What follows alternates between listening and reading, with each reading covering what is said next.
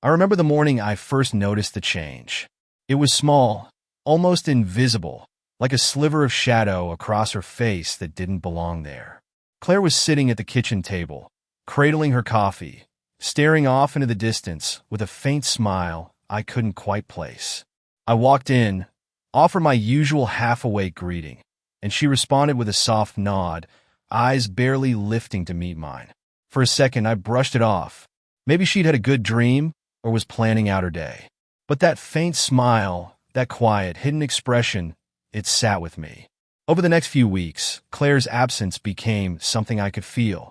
She'd always been thoughtful, a little reserved, but lately, she'd started drifting further away. I'd find her staring into her phone late at night, pulling away from conversations, and coming up with a string of new work events that kept her out late. At first, I believed her, dismissing it as stress. But the time apart became more frequent, the reasons more creative, and her eyes started holding secrets that used to be mine to share. One evening, after one of her late nights out, she slipped into bed next to me, careful not to wake me, or maybe just careful not to start a conversation. Her phone buzzed from the nightstand, a message lighting up the screen in the dark room. I didn't mean to look, I never had before, but the name on the screen pulled me under like a current. Mark. My heart stilled. Mark. Her ex. The one she rarely talked about, but whom I knew enough about to remember that he'd once been important. Very important. I sat up, a creeping suspicion building in me that I didn't want to confront.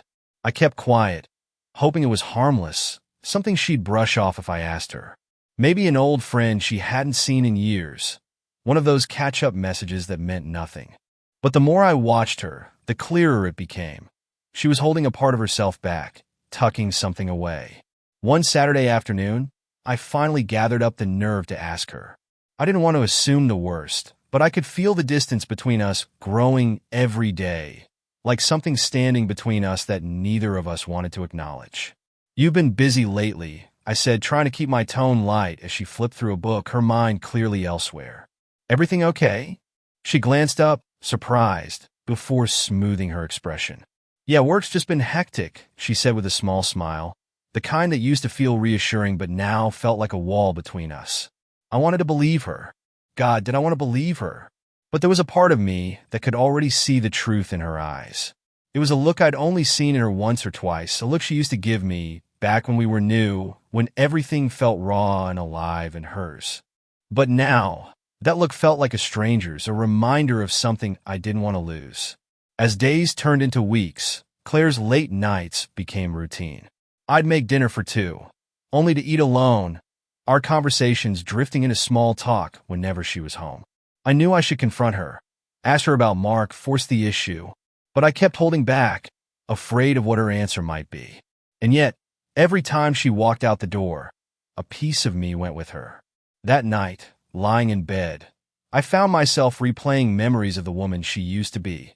The woman I thought I knew, the one who dreamed of building a life with me, who talked about plans and dreams and fears without hesitation. And I wondered if maybe, somewhere along the way, I'd lost her without even noticing. I didn't want to let go of what we'd built. I'd been so sure we'd have a future that was real, that would stand the test of time. But as I lay there, listening to the silence, a creeping fear settled in. Maybe she'd already left. Maybe she'd already chosen a different path, and I was just the last one to see it. And that quiet realization, the one that crept up on me in the dark, was the moment I knew my life was about to change, whether I wanted it to or not. The excuses started to feel scripted, like lines Claire was rehearsing before giving them to me. Another late meeting, she'd say, or Jenny's going through a rough time. I promised I'd be there for her. She'd brush her hair behind her ear, not quite looking at me as she spoke. And every time, I'd nod, pretending to believe her, trying to ignore the knot that had settled in my chest. It wasn't like her, not really. Claire was steady, predictable even. The Claire I knew didn't dodge my gaze, didn't make plans that didn't include me. We'd built this life together around trust, around quiet routines that had felt, for years, like the strongest foundation. But lately, every word she said chipped away at that foundation, leaving me with a deep, gnawing suspicion that I couldn't ignore. One evening, she came home smelling faintly of someone else's cologne. A small detail, but it clung to her in a way I couldn't brush off. When she slipped into bed next to me, facing the wall, her body curled away from mine, I lay there wide awake, questioning every reassuring thought I tried to feed myself. The next morning, I asked her if she wanted to go to brunch, a tradition we'd kept every Sunday for years. She looked at me, hesitating, and gave a forced smile. "I promised Jenny I'd help her with some things," she said, glancing down, her voice too casual, like she'd been prepared to say it. Jenny. The same excuse recycled in different ways. And I couldn't help but wonder how often Jenny really needed her, or if she even knew her name was being used as Claire's cover. I nodded, though, not wanting to show her my growing doubt. "Of course," I said, forcing a smile. "Tell Jenny I said hello." She flashed a quick smile, relief flickering across her face before she turned away. I wanted to say more, to dig into the lies she thought she was pulling off. But instead, I watched her leave, hoping I'd see a trace of guilt, something that would tell me I was wrong, that whatever she was doing was innocent. But her expression was calm, almost practiced, and that hurt more than any truth could. The rest of that day was a blur. I tried to distract myself, burying myself in errands, running pointless tasks just to avoid the emptiness in the house. I didn't want to be here, surrounded by the silence that seemed to grow louder in her absence. By the time she came home, I'd told myself 100 different versions of the story, each one worse than the last. When she walked in, she barely glanced at me, just gave a quick hey, then set down her bag and disappeared into the shower without another word. I couldn't shake the feeling that I was no longer part of her life, that I'd become an afterthought she barely noticed. It was a small, subtle rejection, but it felt like a punch to the gut. After dinner, when she settled on the couch with her phone, I finally broke the silence. "You seem different lately," I said, trying to keep my voice steady, even as my heart pounded. "Is everything okay?" She looked up, her eyes widening for a brief second before her expression softened. "I'm just tired, Greg. Work's been crazy." She gave me a quick smile, but it didn't reach her eyes. "I'm fine, really." I nodded, but her response only made the doubt tighten. I wanted to ask her about the long nights, the unexplained absences, the shift in her gaze that felt like she was seeing something beyond me. But the words caught in my throat. I wasn't sure I was ready to hear her answer. That night, I lay awake again, replaying every moment, every small change in her behavior, trying to convince myself I was being paranoid. But the signs were too glaring, too painful to ignore. My own mind was betraying me, feeding me images of her with someone else, scenes I didn't want to believe but couldn't push away. I hated myself for thinking it, for doubting the woman I trusted more than anyone. But something was pulling her away from me, something I couldn't compete with, and it felt like I was losing her piece by piece. The Claire I knew, the woman who'd laugh with me over bad takeout, who'd wrap her arms around me when we were curled up on the couch, that Claire was slipping away, leaving someone distant, someone whose secrets were becoming too big to ignore. As I lay there in the dark, I realized that doubt was a slow poison, spreading through me with every unanswered question, every late night, every lie I let her tell me. And I knew, deep down, that I couldn't keep pretending. If I wanted to save what was left of us, I would have to face the truth, whatever that truth might be. It was a Saturday night, and once again, I was alone. Claire had left hours ago, with nothing more than a rushed goodbye and a half-hearted excuse about helping Jenny with some emergency. I hadn't even asked for details this time. I was too exhausted to pretend that I believed her anymore. I spent the evening pacing, feeling trapped in a house that suddenly felt like a stranger's. I wandered from room to room, looking at everything we'd built together, everything we'd worked for. It was all there, exactly the same as it had been when she'd left, but something had shifted. There was a hollowness in our home now, a weight that I couldn't shake. Just after midnight, I saw her phone on the kitchen counter. She'd forgotten it in her hurry, something she never used to do. For a moment, I stood there, staring at it, trying to convince myself to leave it alone.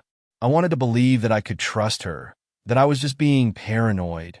But that voice, the one that had been gnawing at me for weeks, was louder than ever, urging me to pick it up and finally face what I'd been afraid to see. With a shaky hand, I unlocked her phone. My heart pounded, and a part of me prayed that I'd find nothing, that I'd feel foolish for doubting her. But as I opened her messages, I saw his name immediately. Mark. There it was clear as day, like a punch to the gut. Their conversation was recent, messages exchanged just this evening. They weren't explicit, not exactly, but they didn't need to be. The tone, the familiar way they spoke to each other, the little jokes that clearly only they understood. It was all there, wrapped up in words that she'd hidden from me. I scrolled further, looking for answers, for any hint of an explanation, but with each message, my chest tightened. They'd planned their evening down to the minute, talked about where they'd meet, how they couldn't wait to see each other. She hadn't just left me for Jenny. She'd left to be with him, to be with Mark. I stood there, frozen, the words blurring together as the truth hit me. She wasn't just drifting away from me. She was actively living another life, sharing moments that used to be ours with someone else. The warmth, the laughter, the small intimacies we'd spent years building, she'd taken all of that and given it to him.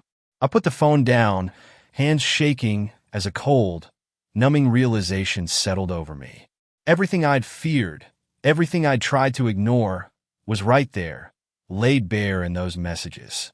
The woman I loved, the woman I'd trusted completely, was gone. When she finally came home, it was almost 2 a.m. I heard the front door creak open, her quiet footsteps as she tried to slip inside without waking me. She didn't know that I'd seen everything, didn't know that the look on her face as she walked in, that small, satisfied smile, was now a confirmation of what I already knew. I waited, the weight of the betrayal pressing down on me, my heart pounding in my chest. She froze when she saw me standing there in the dark, her smile fading, her eyes widening with surprise. "Greg," she stammered, clutching her bag like it was a shield. I thought you'd be asleep." I didn't answer at first, just looked at her, taking in every detail. The way she looked anywhere but at me, the slight flush in her cheeks, the nervousness that flickered across her face as she realized I was waiting for her to speak. "You've been with him, haven't you?" The words came out steadier than I felt, each one slicing through the silence. Her face went pale, her mouth opening and closing as if she could somehow talk her way out of this. But she didn't deny it. Instead, she looked down, the guilt finally visible, a crack in the mask she'd been wearing for weeks. "Greg, I can explain," she said, her voice barely a whisper. But I didn't want her explanations, didn't want her carefully crafted excuses. I wanted the truth, the real truth, the one I'd spent so long avoiding. "Just tell me how long," I said, my voice hollow. "How long have you been lying to me?"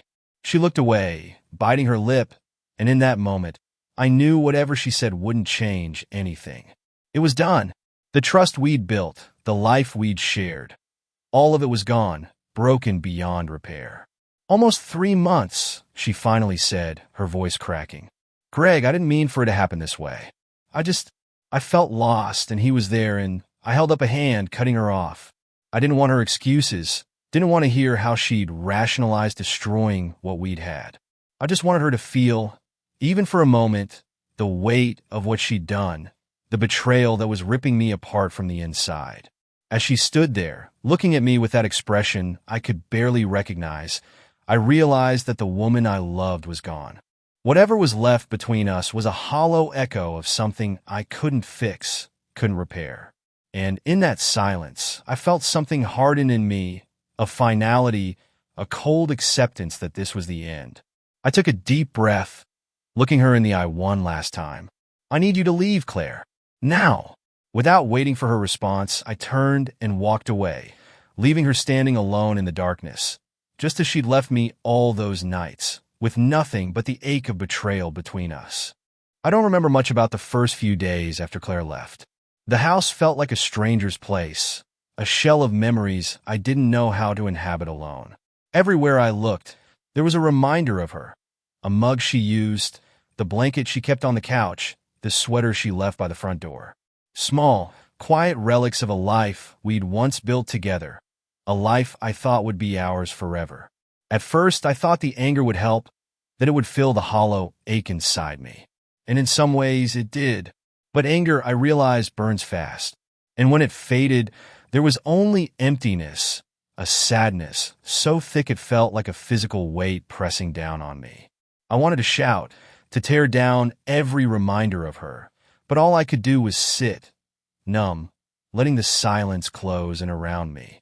The nights were the worst. I'd lie in bed, staring up at the ceiling, every thought spiraling back to her, to all the moments I'd replayed 100 times.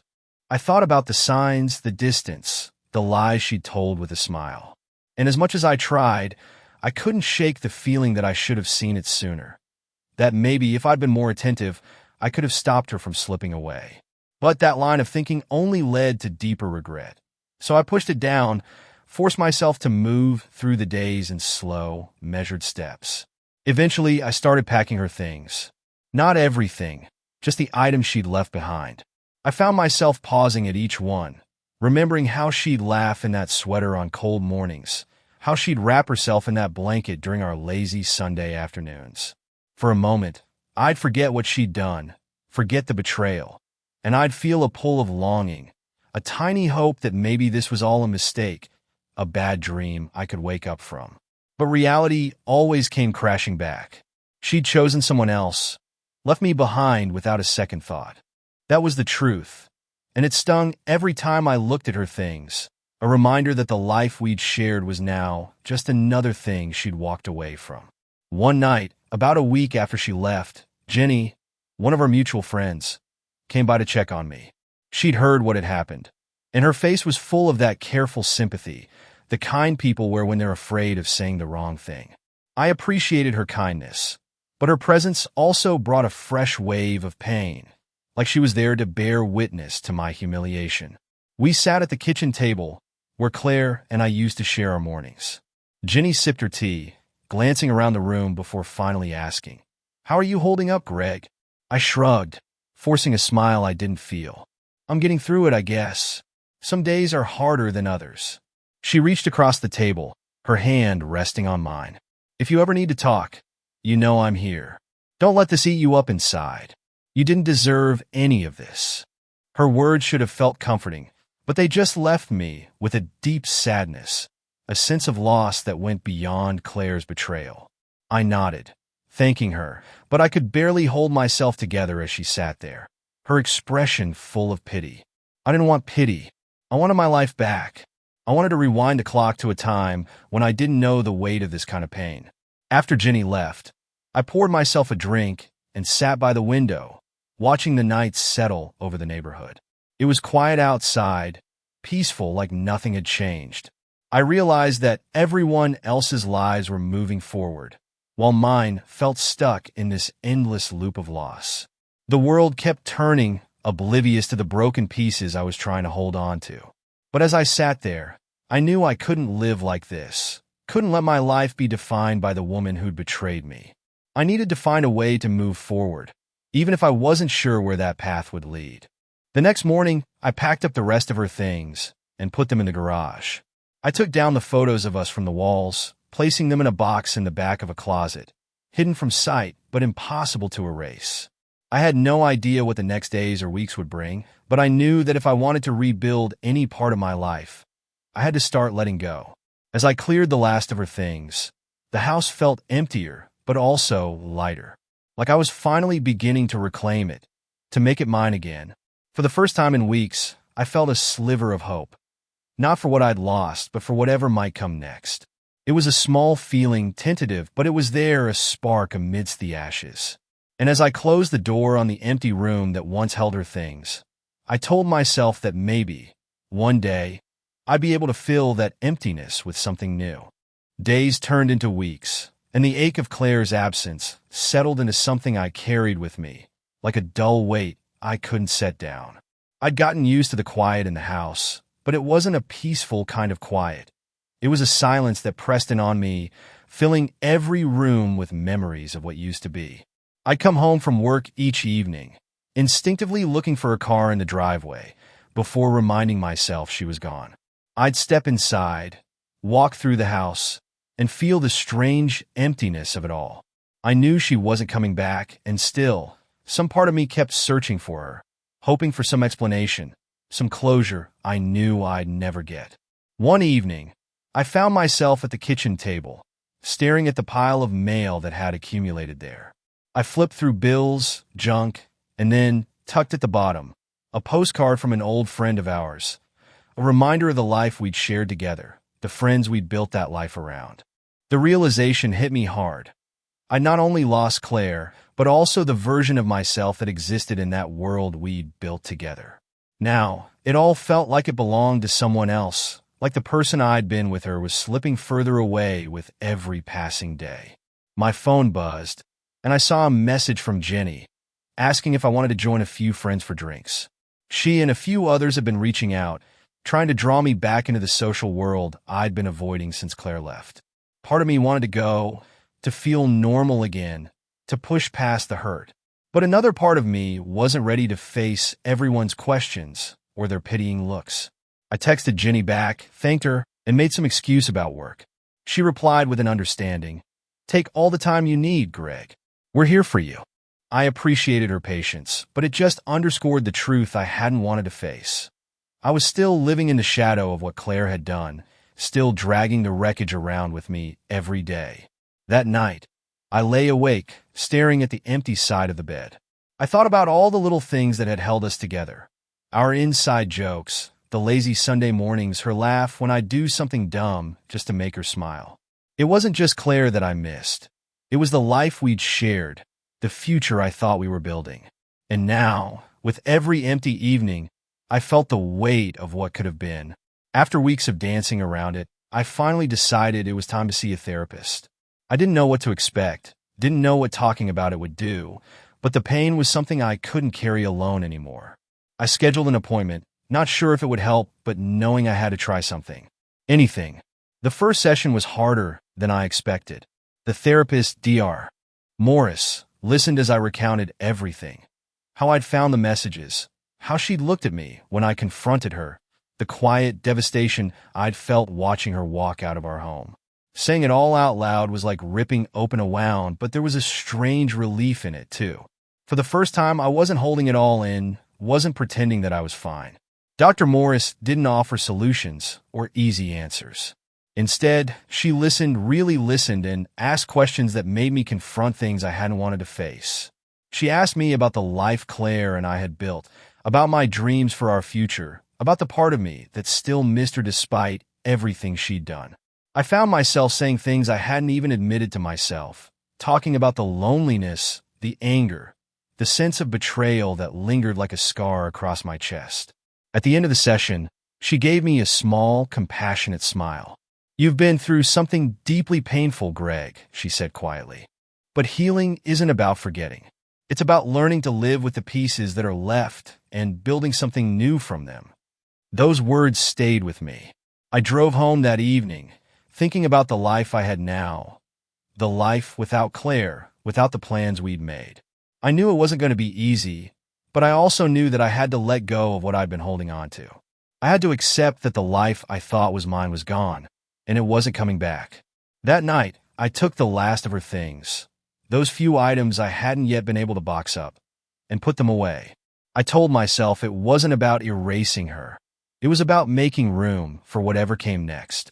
I stood in the middle of the empty room, feeling the weight of all that had changed, and made a promise to myself. I would rebuild slowly, steadily, even if it took me longer than I wanted.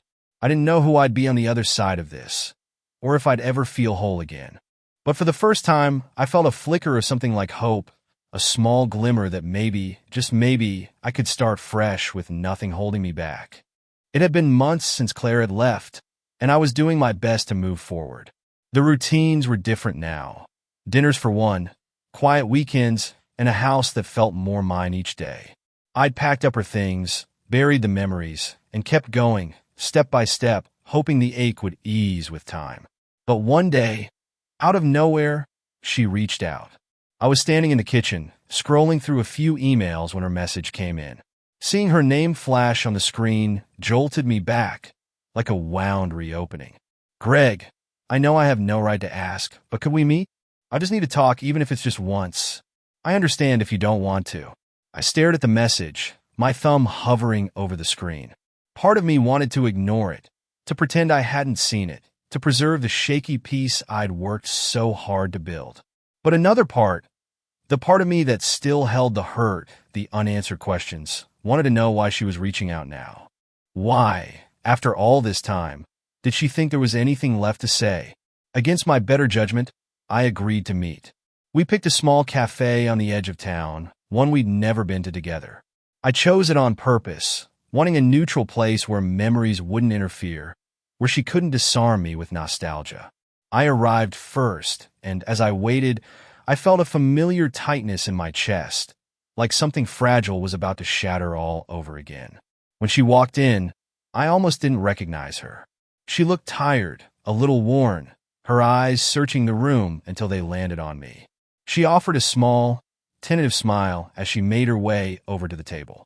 I tried to keep my face neutral, not giving her anything, just waiting, feeling the walls I'd built up start to tremble. "Hi, Greg," she said softly, sitting down across from me. Her voice was the same, but it held a vulnerability I hadn't heard before. I nodded, barely acknowledging her greeting. I wasn't here to make this easy for her. There was a long, heavy silence as she fidgeted with her cup, glancing up at me like she was trying to measure how much of me she'd hurt. Finally, she spoke. "I know I'm probably the last person you want to see," she began, her voice barely above a whisper. "But I need to tell you how sorry I am. For everything." Her words didn't soften me. They didn't bring any comfort. If anything, they only reminded me of the betrayal, the way she'd looked at me that night I'd confronted her, the secret she'd kept. I took a breath, steadying myself. "Why now, Claire?" I asked, keeping my voice even. "Why reach out after all this time?"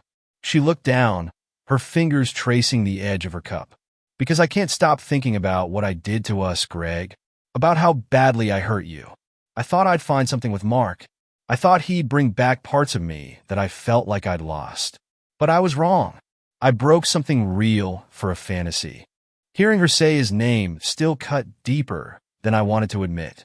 But I kept my expression steady, refusing to let her see the impact. "Did you really expect anything different?" I asked, my tone sharper than I'd intended. "You threw away our life, our trust, for someone who wasn't even there when it counted. And now, after all this time, you realize it was a mistake." She flinched, and for a moment, I almost felt guilty. Almost. But the pain she'd caused was still too raw, too deep, and I couldn't let her off that easily. "I know I can't undo what I did," she said, her voice cracking. I thought I was searching for something I'd lost, but all I found was regret. And I know I don't deserve forgiveness. I'm not asking for that." The sincerity in her voice was hard to ignore, but I wasn't sure if I believed her, if I could ever believe her again. She had shattered everything I'd held dear, broken the foundation of the life we'd built. A simple apology felt like too little, too late. We sat there in silence, the weight of everything unspoken hanging between us. Part of me wanted to get up and walk away, to leave her with the emptiness she'd chosen. But there was another part, the part still wrestling with my own anger, my own grief, that needed to stay, if only to get a sense of closure.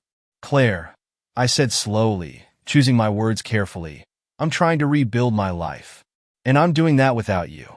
Whatever you're searching for, whatever you're hoping to fix, it can't be with me." She nodded, a tear slipping down her cheek, but she didn't try to argue. "I know. I understand. I just needed you to know that I'm sorry, even if it doesn't change anything."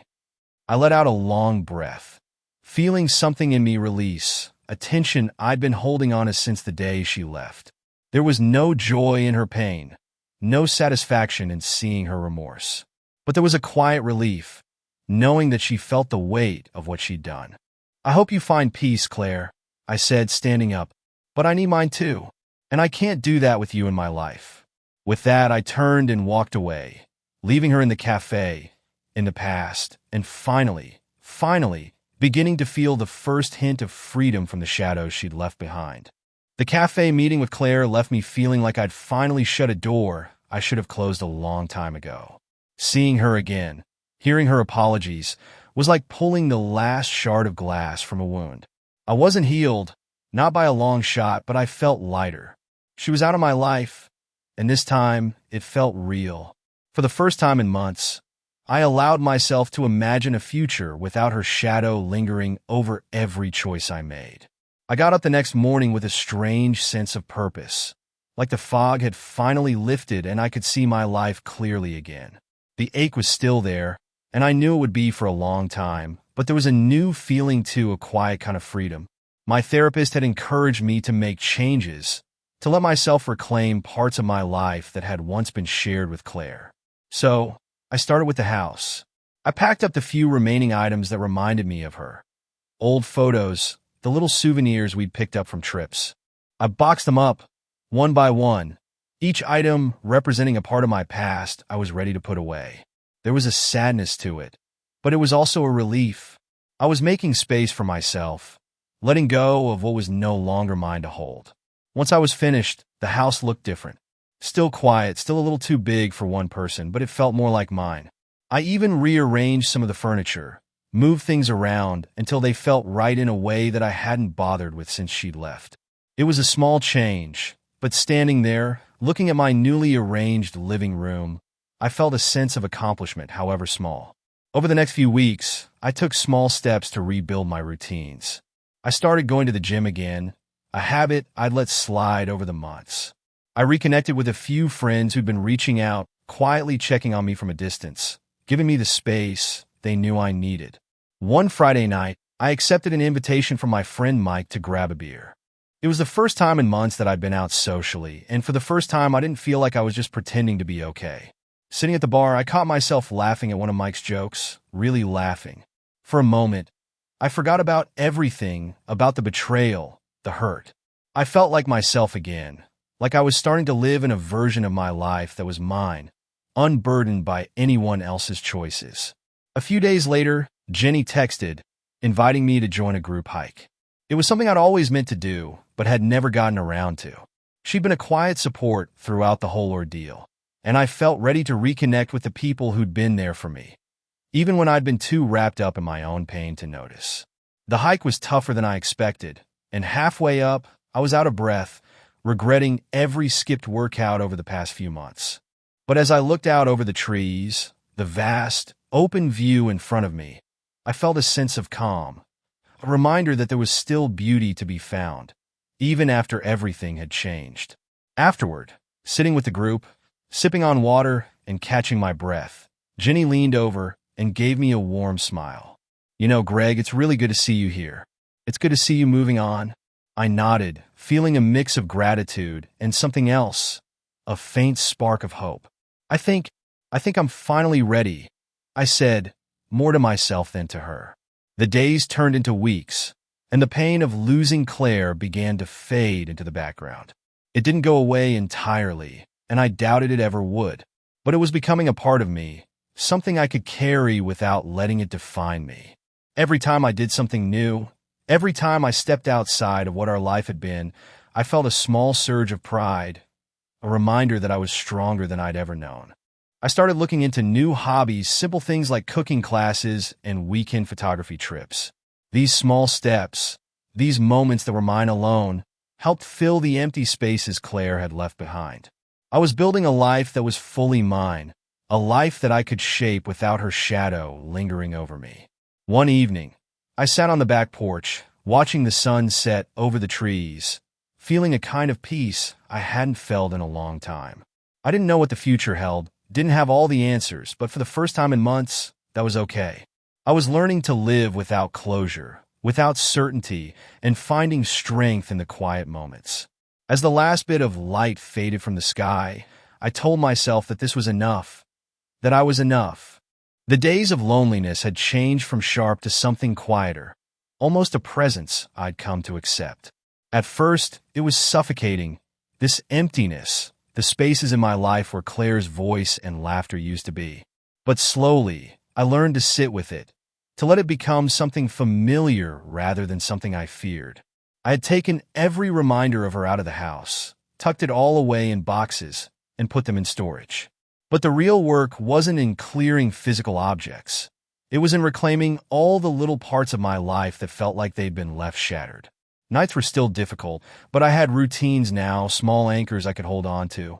There was no magic in it, no sudden healing, just a day-by-day learning to live without her. One evening, Jenny invited me out to a local gallery exhibit. At first, I hesitated.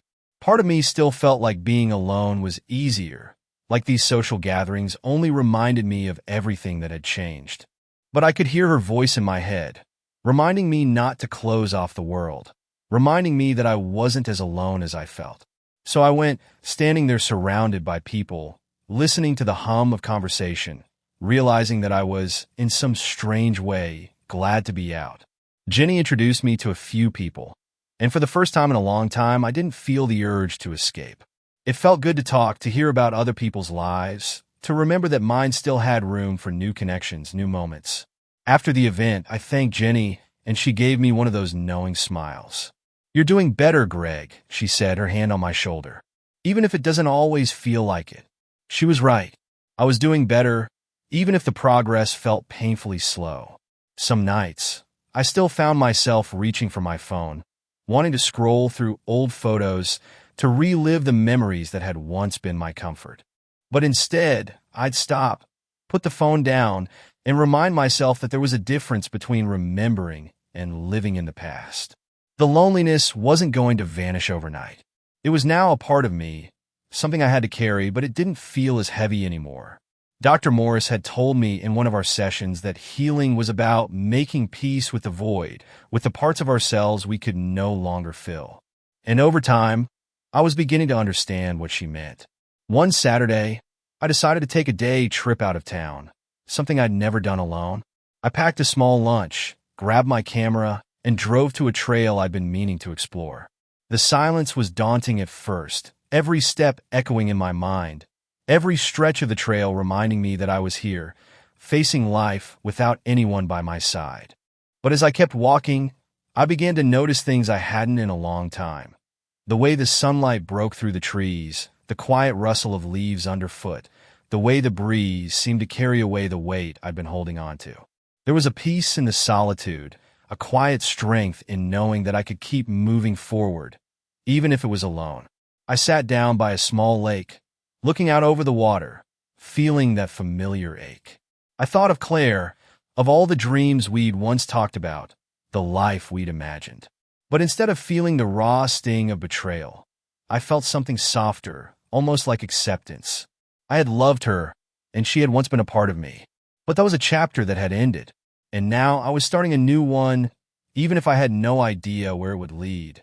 Sitting there, with nothing but the sound of the water lapping against the shore, I realized that I didn't need to know. All I needed was to keep going, to keep putting one foot in front of the other. When I got home that evening, I didn't feel the same emptiness that used to greet me. The house was still quiet, but it no longer felt like a reminder of loss. It was just a place, a space I could fill with new memories, new moments that belonged solely to me.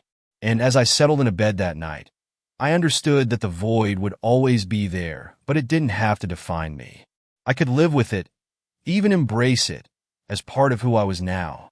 After months of healing, the emptiness wasn't as sharp, but every now and then, Claire would still slip into my thoughts like a familiar ache. I thought I'd accepted it, learned to live with it, but some part of me still held on. Maybe it was habit, maybe a last remnant of love, or maybe it was just a lingering hope that I could make sense of everything we'd lost. One night, I found myself scrolling through old photos on my phone, looking at images of the life Claire and I had built. I saw the vacations, the dinners, the quiet afternoons spent reading together, all of it laid out in a series of frozen moments. I stared at one picture in particular, taken on a day when we'd done nothing but lounge around the house, laughing over nothing. I'd thought, then, that we were solid, unbreakable. It was strange to think that both of us were in that moment together, but had left with such different memories. I'd never wanted to reach out to her since she'd left. Our last conversation in the cafe had been closure enough. And yet here I was, wrestling with a strange urge to tell her about the progress I'd made, to let her know I was okay. I hated that part of me still sought her validation, Still wondered if she'd felt even a fraction of the pain she'd caused. Before I could think better of it, I opened a new message and began typing. Claire, I don't know if you think of us anymore, but I want you to know I'm doing better. I've been healing, moving forward. I paused, feeling the weight of those words, realizing that sharing them with her might only drag me back into the past. But part of me felt she needed to know that I was moving on, that I was building a life without her. After a moment, I deleted the message. Dr. Morris's voice echoed in my mind, reminding me that healing meant letting go without needing validation. I didn't need Claire to know how far I'd come or how much I'd changed. This was my journey, my recovery, and sharing it with her would only reopen wounds I'd worked so hard to close. With a deep breath, I put my phone down and sat there, letting the silence settle around me. I realized then that letting go wasn't just about moving forward. It was about releasing the hold she still had over my heart, about reclaiming the parts of myself I'd lost to the pain. She had been a part of my life, a part of me, but she no longer defined my future. I spent that weekend making a few final changes around the house, small touches that made it feel more like mine. I painted the walls in the living room a shade darker, bought a few new pieces of furniture, and even hung up a few photos I'd taken during my solo hikes. Little by little, I was filling the spaces that had once felt so empty, rebuilding a life that was mine alone. One afternoon, I went to the storage unit where I'd packed up the last of Claire's things. I kept them there, thinking I might need to go through them someday, to find some closure. But now, standing there, I realized I didn't need any of it. I didn't need to cling to the artifacts of our past, didn't need to hold on to a life that was no longer mine. Piece by piece, I donated, sold, and let go of everything that held a trace of her. Driving away that day, I felt lighter than I had in months. There was no anger left, no bitterness, just a quiet acceptance that she was a chapter that had ended. She played a part in shaping me, in leading me to the man I was now, and that was enough. I was free. That night, as I stood by the window watching the sunset, I realized something important. I was no longer haunted by memories of her, no longer looking back with regret.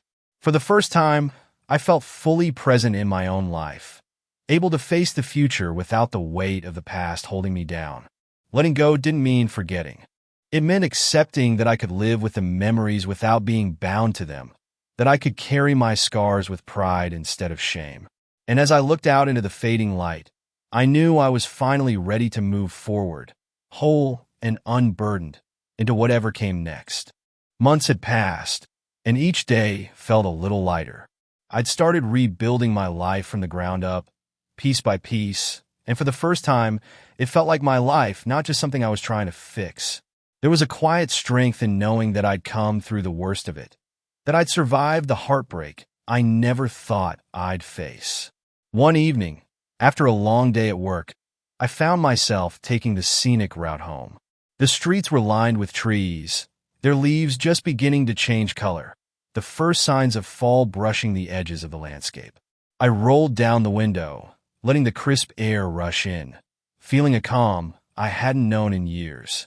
The world felt alive again, and for once I felt alive with it.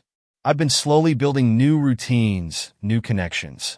I joined a photography group, taken a few classes on weekends, and even gone on a couple of hiking trips with friends.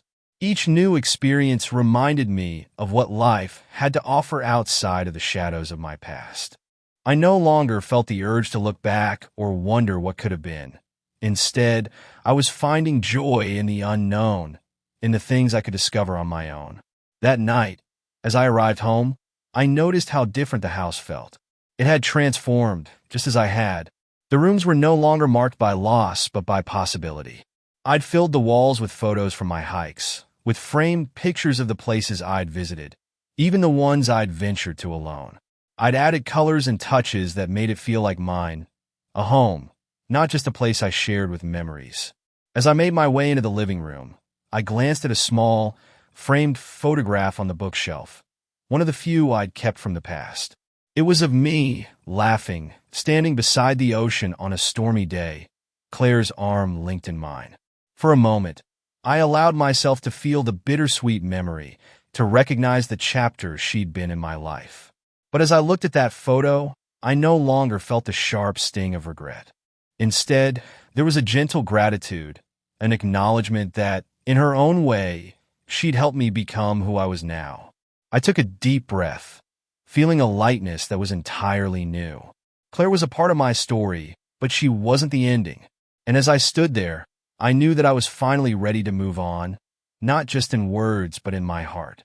That weekend, I went on a camping trip with a few friends from the photography group. As we sat around the campfire, talking under the stars, I felt a warmth I hadn't felt in years, a sense of belonging, of connection. There was no one around who knew the old version of me, the man who had clung to a relationship that had already slipped away. Here, I was simply Greg, a man who had been through loss but was still open to life, to laughter, to hope. On the final morning of the trip, I woke up early and hiked up a small ridge to catch the sunrise. Standing there, watching the light stretch over the horizon, I felt something shift in me. It was as if the weight of everything I'd been carrying had finally fallen away, leaving me grounded in a way I hadn't known was possible. The pain was part of my past, yes, but it was no longer something I carried in the present. It had become a lesson, a reminder that I was capable of healing, of finding joy, even after heartbreak. And as I looked out at the sun rising, I realized that I didn't need anyone else to make me whole. I had done that for myself. When I returned home from the trip, I took down that last photo of Claire and me. I placed it in a box, not out of bitterness or anger, but with a sense of peace. That chapter was over, and I was ready to fill the pages of the next one with something entirely new. As the weeks went on, I found myself laughing more, meeting new people, building a life that felt like my own. I didn't know where the road ahead would take me, but for the first time, I wasn't worried. I was open to whatever came next, knowing that I had come out the other side stronger, more sure of myself, and ready to face the future. The scars of the past were still there, but they no longer held me back. They were simply reminders of where I'd been, proof that I'd endured. And as I walked forward, I did so with a heart that was whole and open, ready for whatever life had in store. I was moving on, and for the first time, that felt like freedom,